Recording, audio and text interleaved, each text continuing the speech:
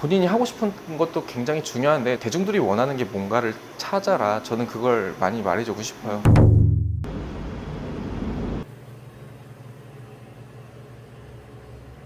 간단한 자기소개 한 번만 부탁드릴게요.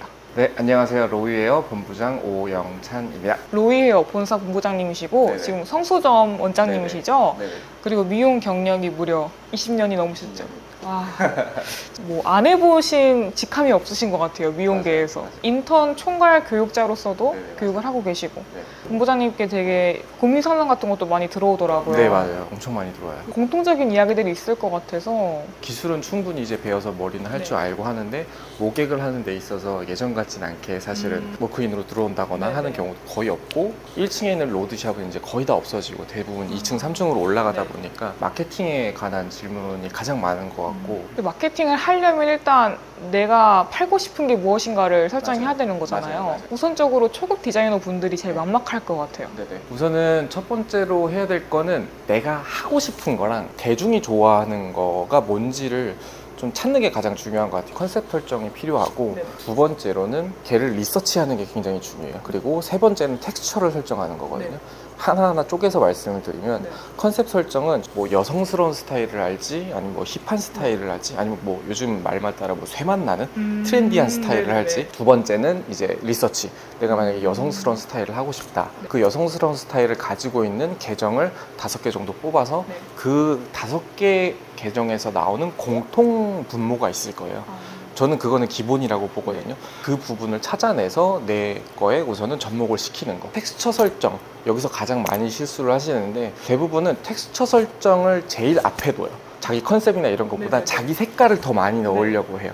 근데 대중적인 걸 먼저 찾은 그 공통 분모 위에다가 내가 뭐 질감을 넣는 거죠. 예를 들자면은 층감을 있으면 거기에다가 뭐 오일을 바를지 아니면 좀 매트하게 표현할지 모델상에 좀 이렇게 호리호리한 모델을 할지 아니면 좀 통통한 뭐 강아지상의 모델을 할지 미용은 예술이긴 한데 사실 순수 예술이 아니고 대중을 위한 예술이기 때문에 대중성을 반드시 가져가야 된다고 생각해요. 나의 스타일도 찾았고 이런 쪽으로 밀고 가겠다고 했을 때 네.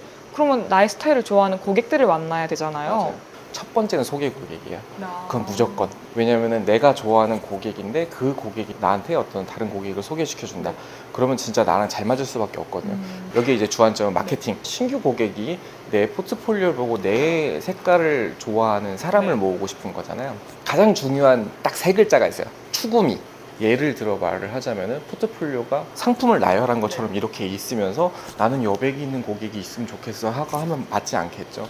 나의 일상 속에서 내가 뭐 전시회를 가거나 아니면 여유롭게 커피를 마시는 모습이라든지 그런 모습들이 조금 드러나야지 그거랑 비슷한 고객이 오는 것 같아요. 뭔가 디자이너의 시술도 중요하지만 맞아요. 이 사람이 어떤 추구미를 가지고 있냐를 자연스럽게 녹이다 보면은 이런 감성이랑 맞는 사람들이 찾아온다. 맞아요. 그럼 본부장님께서는 인스타그램을 가장 강조하시는 편인가요? 인스타그램을 가장 강조하는 이유는 미용이라는 업종 자체가 사실 무형의 뭔가를 만지는 건 아니고 내 무형의 어떤 가치를 이용해서 유형을 창조하는 거잖아요. 그럼 겉으로 보여지는 것들을 주로 많이 다뤄야 될 텐데 같은 맥락으로 좀 비슷한 특성을 가진 게 저는 인스타그램이라고 생각을 해요. 그러면 그렇게 컨셉을 정하고 네. 반복적으로 올렸을 때 네네. 쉽게 바꾸지 않는 게 좋겠죠? 절대로 바꾸지 않는 게 좋아요. 디자이너들은 모를 수 있는데 고객님들은 어떻게 생각하냐면 이 어떤 한 가지에 대해서 계속 집중적으로 연구하는 모습을 보여줘야지 그거에 대해서 전문성을 느끼거든요.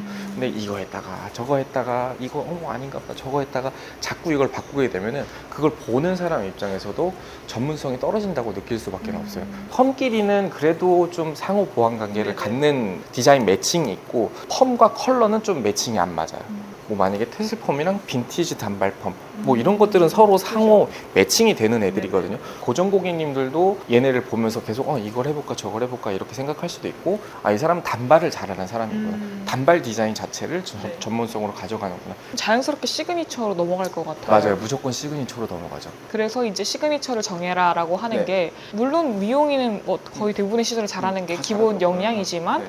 다 논다고 해서 사람들이 봐주질 맞아요, 않으니까 맞아요. 집중하는 거네요. 맞아요. 정말 다행인 거일 수도 있고 어떻게 보면 좀 뭐 단점일 수도 있긴 한데 요즘 친구들은 시그니처 뭐 하고 싶어 이렇게 물어보면은 자기가 하고 싶은 게 되게 명확해요. 아. 여성 머리를 하고 싶어. 그러면 사실 남성 머리는 아예 보질 않아요. 그래서 남성 머리 못하는 디자이너들도 있긴 있어요. 내가 뭐 할지 모르겠어. 이런 분들이 있거든요. 이게 맞을지 안 맞을지는 모르겠지만 네. 실패하지 않는 법은 알려드릴 수 있을 것 같아요. 우선은 네이버에 들어가세요. 네. 네이버 데이터 랩에 들어갑니다. 네. 검색량 키워드 네. 탭이 있을 거예요. 5개를 검색을 하면 뭐 히피펌, 단발펌, BDC펌, 슬릭펌, 뭐 레이어드펌 이렇게 검색을 해보세요. 1년 주기로 검색을 한다든지 네네. 해보면은 키워드에 대한 리서치가 나올 거예요. 네. 그럼 그 중에서 그냥 높은 수치에 있는 거 음. 어쨌든 고객님들이 키워드 자체를 많이 찾고 있다는 거기 네. 때문에 실패는 하지 않을 것 같아요. 본인이 하고 싶은 것도 굉장히 중요한데 대중들이 원하는 게 뭔가를 찾아라. 저는 그걸 많이 말해주고 싶어요. 인스타그램의 운영은 우리가 이제 이해를 좀 했을 것 같아요. 맞아요. 그 다음에 스마트 플레이스나 네. 혹은 매장으로 고객이 방문했을 때는 네. 어떤 식으로 연결 짓는 게 좋을까요?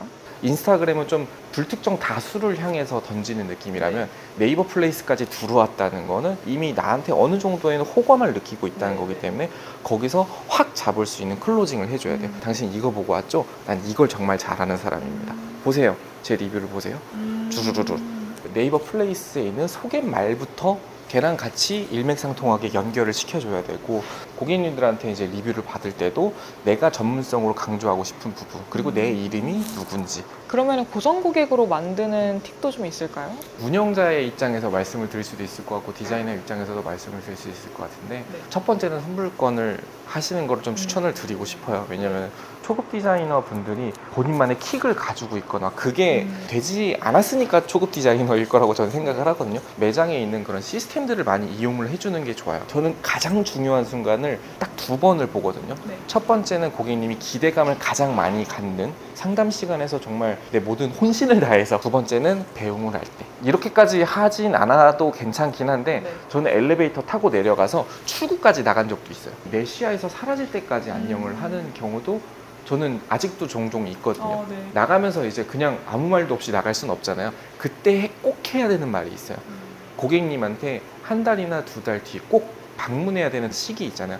그 시기를 굉장히 명확하게 알려주셔야 되고 그 시기 근처에 고객님이 느낄 수 있는 페인 포인트를 확실하게 잡아주셔야 돼요. 한 달 반 정도 지나면 오늘 커트가 이렇게 했기 때문에 머리가 내려오면서 광대 부분이 도드라져 보일 수 있어요. 얼굴의 문제가 아니고 머리가 처져서 그런 거니까 그땐 꼭 방문을 하셔야 돼요.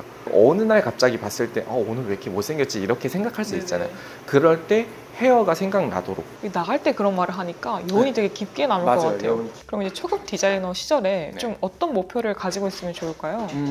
잘 되는 일보다는 사실 안 될 때가 더 많고 힘들 때가 사실 더 많다고 생각을 해요. 무작정 난 잘 될 거야 라는 어떤 꿈을 바라보기만 하면은 막연한 느낌이 들 것 같고 최악의 순간에 내가 해야 될 행동들에 대한 장치? 초급 디자이너 때는 제가 능력이 좀 부족하잖아요. 고객님이 머리가 만약에 뭐 곱슬이 심했어. 뭐 그걸 자꾸 내가 탓하게 될 수 있어요. 첫 번째는 남 탓하지 말자. 그게 남 탓일 수도 있고 아니면 뭐 머리 탓일 수도 있고 동료 탓일 수도 있고 원장님 탓일 수도 있고 하잖아요. 나의 부족함이 맞아요. 두 번째는 해결 방법을 자꾸 찾으려고 했으면 좋겠어요. 그러면은 그걸 찾는 방법을 내가 모르겠다 하면 조언을 구하는 것도 괜찮아요. 세 번째, 이게 가장 중요합니다. 절대 습관대로 하지 말고 새로 접목된 방법을 바로 적용해서 해라. 고집 부리지 말고 시키는 대로 좀 해봐라. 대부분은 여기서 많이 무너져요. 네. 알겠어. 근데 난 내가 하는 방법이 맞아.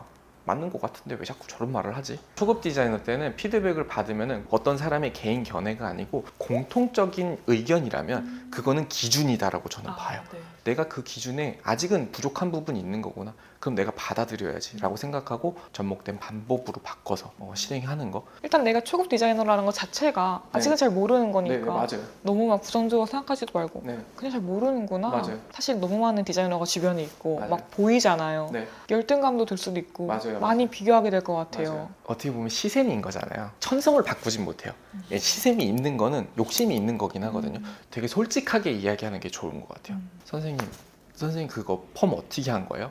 솔직히 나는 진짜 나도 진짜 열심히 했는데 그거 나는 이제 내가 아무리 죽었다 깨나도 안 되는 것 같아요. 진짜 내가 이거 자존심 상하는데 내가 뚱뚱한 바나나 우유 하나 사줄 테니까 이거 하나만 알려줄 수 있어요?